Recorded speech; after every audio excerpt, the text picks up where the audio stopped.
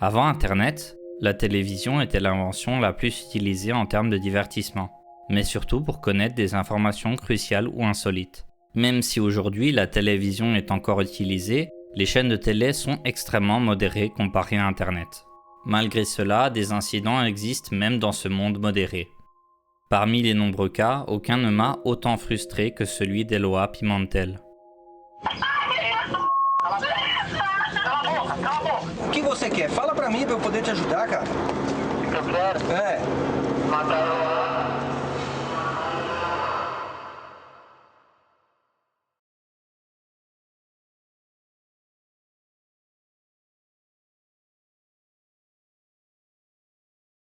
Le 13 octobre 2008, dans la ville de São Paulo au Brésil, Eloá Cristina Pimentel rentre chez ses parents après l'école, avec son amie Nayara da Silva ainsi que deux amis masculins, Iago Vieira et Victor Lopez. Ils se rassemblent pour un projet scolaire jusqu'à ce qu'ils entendent des bruits derrière la porte. Les parents d'Eloá, Ana et Aldo, sont au travail, tandis que son frère, Douglas, est resté après les cours. Ce bruit ne pouvait donc pas venir d'eux. La confusion d'Eloá se transforme rapidement en peur quand quelqu'un tente de forcer la porte. Derrière la porte se trouve Lindenberg Fernandez Alves, 22 ans, un ex-copain qu'elle connaît très bien. 3 ans en arrière, Eloá, âgée de seulement 12 ans, croise Lindenberg, 19 ans. Malgré cet écart d'âge, les deux tomberont rapidement amoureux. Ils seront en couple pendant 2 ans et 7 mois, une période qui sera très compliquée.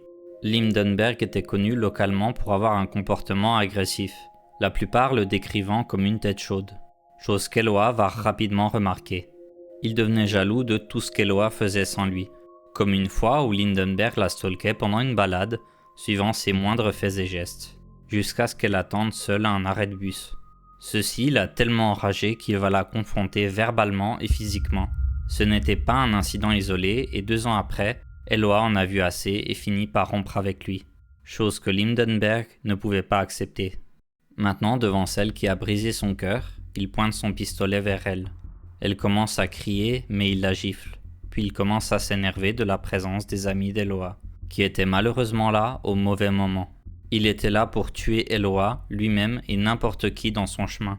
Il commence par forcer les 4 adolescents dans un lit et leur interdit de se parler entre eux. Il attendra des heures pour réfléchir à ses options, jusqu'à ce qu'il entende lui aussi un bruit derrière la porte. C'était Aldo, le père d'Eloá qui venait de rentrer du travail. À son arrivée, il voit le frère d'Eloá attendre derrière la porte. Il était là depuis 1 heure car la porte était fermée. Les deux n'avaient aucune idée de l'horreur qui se cachait à l'intérieur. Aldo s'approche de la porte. Lindenberg l'ordonne de reculer et l'informe qu'il tient sa famille et ses amis en otage. La police arrivera sur la scène et ils réaliseront très vite que cette tâche n'allait pas être facile. Lindenberg était encore plus instable qu'ils imaginaient.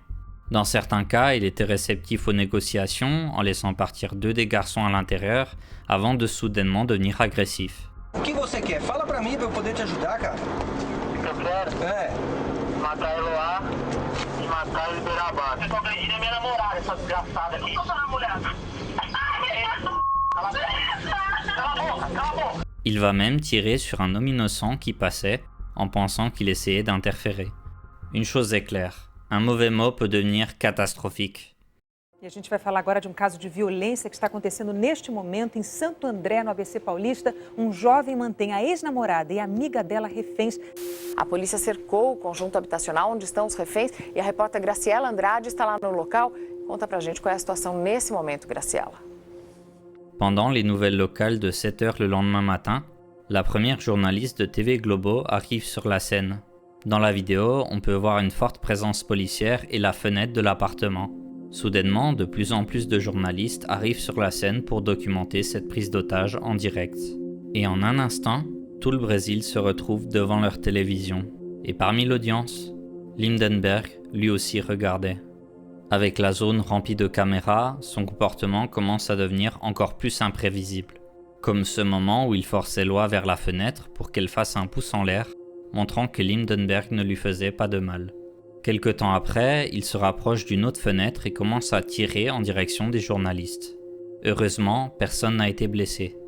La présence des caméras change évidemment son comportement. Pour essayer de désamorcer la situation, l'électricité du bloc sera coupée, laissant Lindenberg sans lumière, chauffage et télévision. Il deviendra encore une fois incontrôlable. Eu ligo, mas vamos conversar.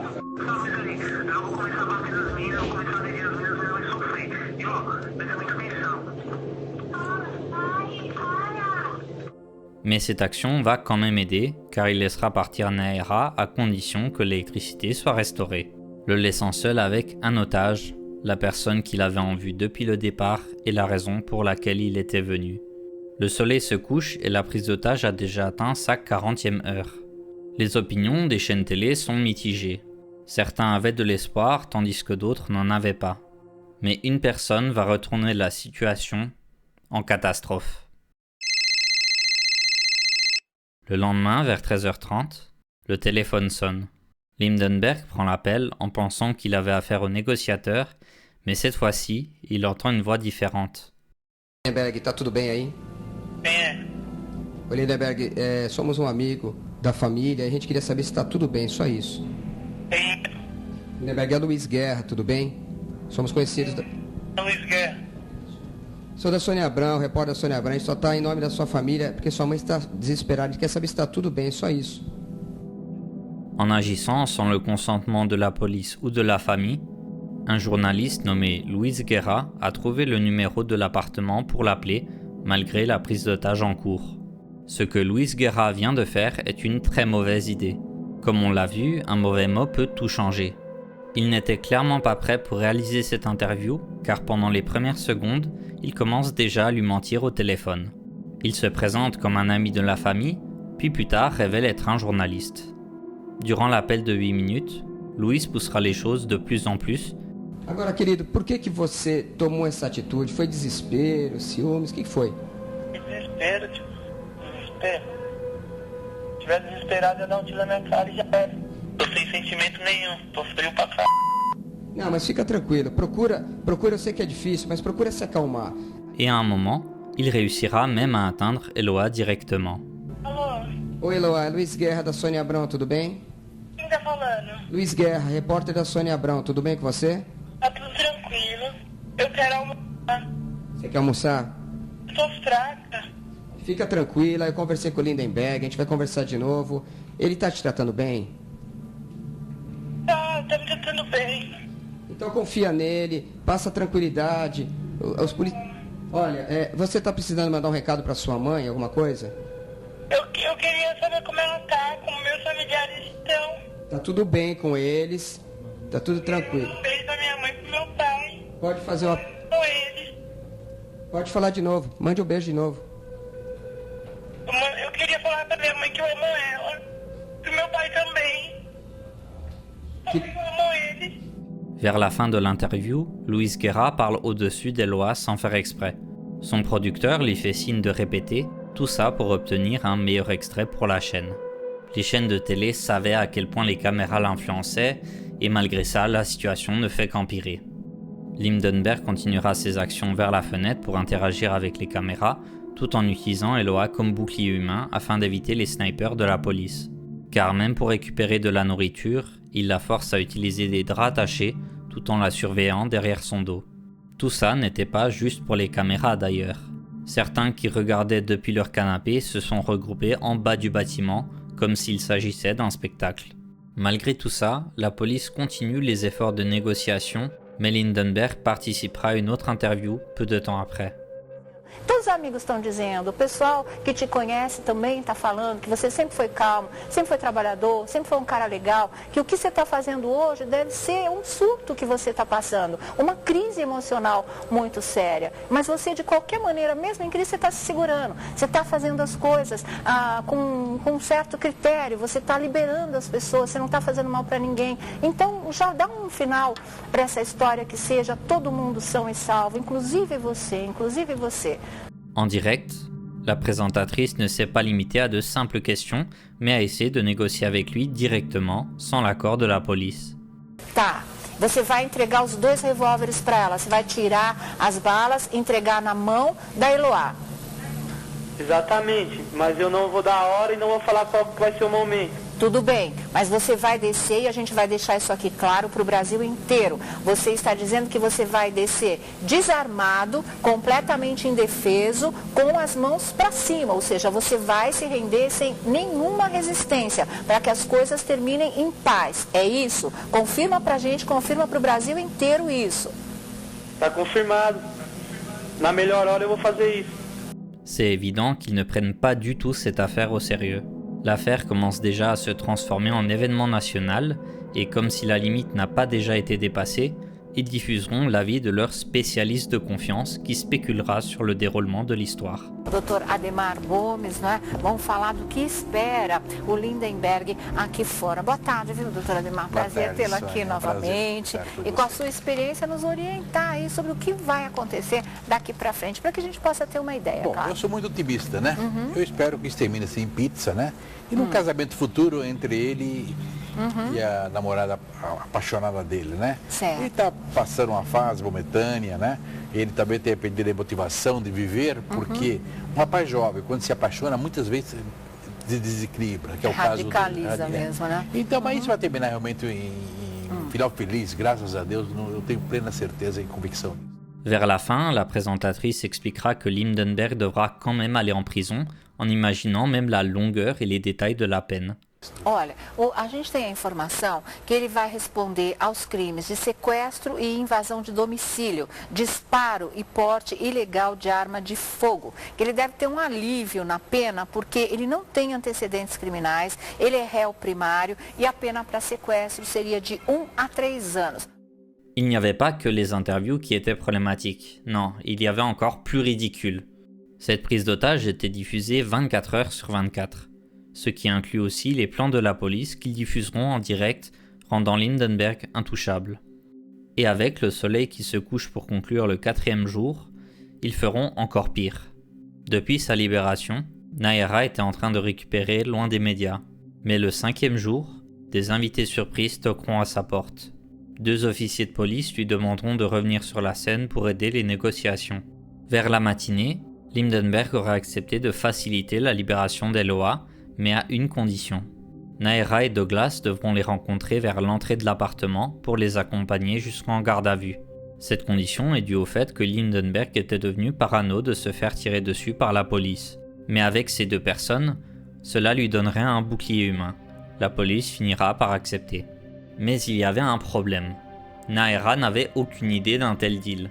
Et dire qu'elle va devoir se retrouver à l'endroit où tout a commencé, c'est horrifique quand on voit le comportement de Lindenberg.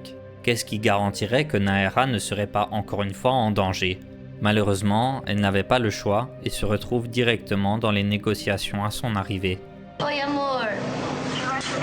Vou, amor, vou subir. Tá bom, na frente da porta. Tá bom. Tá, deixa eu falar com ele agora, amor.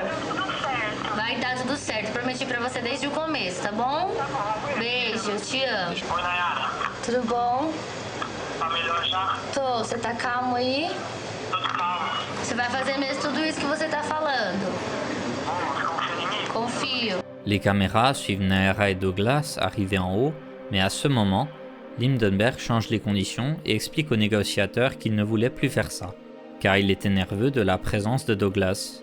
Il insiste que Nayara vienne tout seul en haut, où il ouvrira la porte, elle prendra la main d'Eloa, puis le reste du plan sera intact. Les négociateurs finiront par accepter ce plan très dangereux. N'ayant aucun autre choix, Nayara monte les escaliers, puis attend.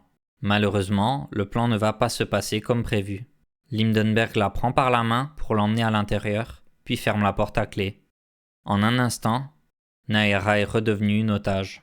C'est probablement le cas télévisé le plus frustrant que j'ai vu de toute ma vie. Les chaînes de télé qui continuent à interférer, Lindenberg qui change d'avis à la dernière seconde, Nayara qui redevient un otage, c'est un bordel pas possible. Si le comportement de la télé vous a déjà frustré, vous risquez de l'être encore plus.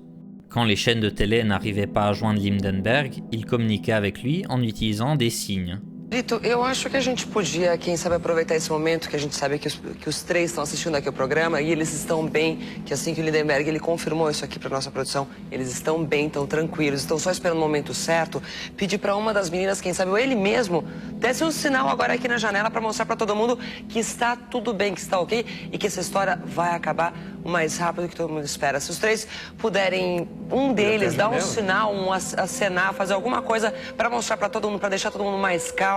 Cette prise d'otage dure maintenant depuis 100 heures, la plus longue dans l'histoire du Brésil à ce jour.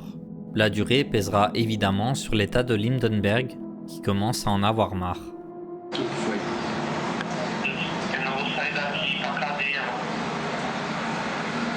Mas por que isso, cara? Porque eu não vou sair daqui, vai pra cadeia não. Pra cadeia eu vou me matar lá. O cara se sentindo sem coração agora. Tem um cara aí da população que tá chegando assim, né? Les autorités brésiliennes, elles aussi, n'en pouvaient plus. Elles commenceront alors une approche différente en envoyant leur équipe tactique spécialisée, Gate. Avec les caméras, ils savaient qu'ils ne pouvaient pas monter par la fenêtre pour procéder, car Lindenberg les verrait et risque d'utiliser Eloa comme bouclier humain. Il ne restait donc qu'un point d'entrée, la porte principale. Leur plan était de casser la porte avec une charge explosive, mais toute la préparation était visible à la télé, et je ne parle pas de petits détails qui ne sont pas pertinents, mais d'énormes détails cruciaux. Comme ce plan où l'équipe ramène une arme sur le toit alors que les policiers lui ont dit qu'il n'y aurait aucune arme impliquée. La charge désormais prête, tout le Brésil devient silencieux avec une seule question en tête. Que va-t-il se passer ?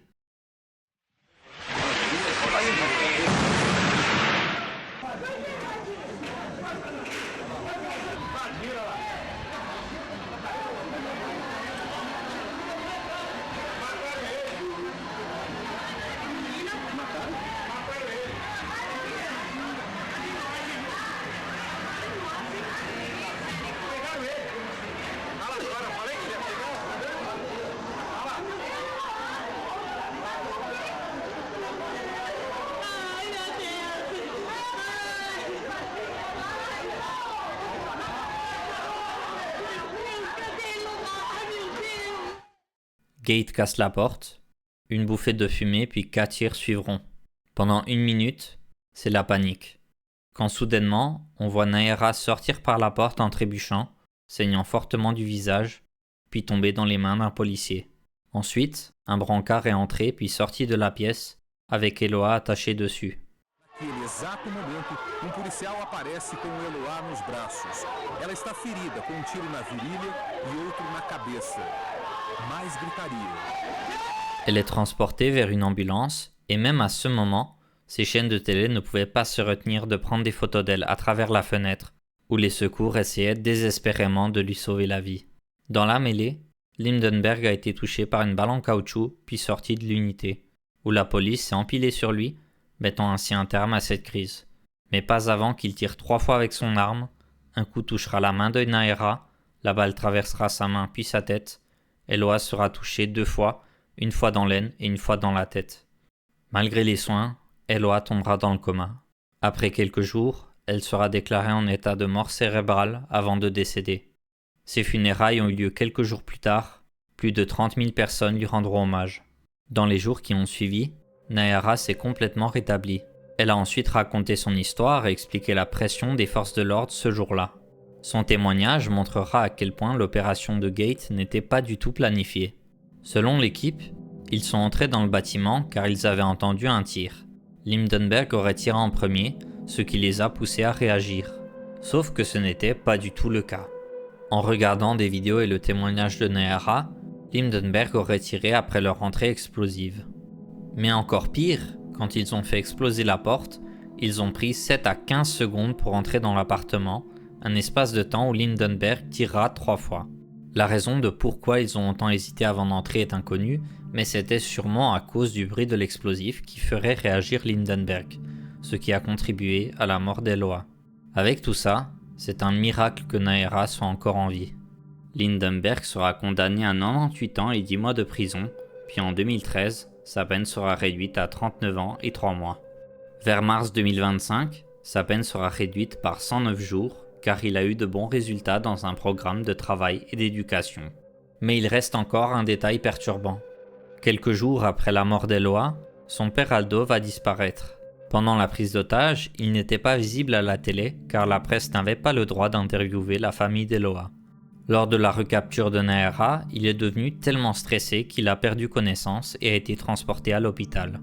Là-bas, il sera rétabli, mais quand il sera transporté à l'hôpital, un détective dans sa maison le reconnaîtra.